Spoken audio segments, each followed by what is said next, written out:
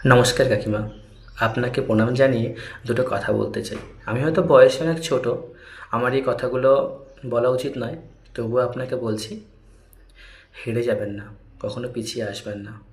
আমি যতটুকু জানি আপনি খুবই সাহসী একটা মানুষ আর সাহসী পদক্ষেপ নিয়েছেন, কিন্তু আপনাকে ওখান থেকে ফিরিয়ে আনার জন্য আপনার প্রতিটা পদক্ষেপে কিন্তু আপনার বিরোধী মানুষজনেরা নজর রাখছে। প্লিজ সাবধানে থাকবেন, নিজের টেক কেয়ার করবেন। আর একটা কথা সবসময় মাথায় রাখবেন, সত্যের পথ খুব কঠিন হয়। মনসামঙ্গল কাব্যে আপনারা সবাই শুনেছেন, মাতা বেহুলা তার স্বামীর প্রাণ ভিক্ষার জন্য নরক থেকে শুরু করে স্বর্গ পর্যন্ত উনি গিয়েছিলেন, লড়াই করেছিলেন এবং শেষ পর্যন্ত জিতে ফিরে এসেছিলেন।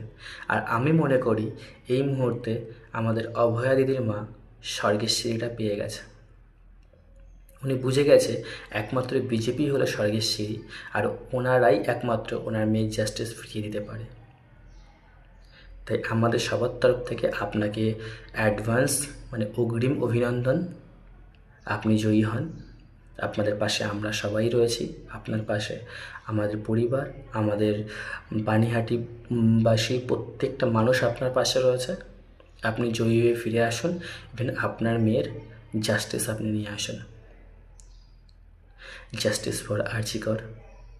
তাই সর্বশেষে একটাই কথা বলতে চাই, পরিবর্তন আমাদের দরকার। তাই আমরা চাই বিজেপি সরকার।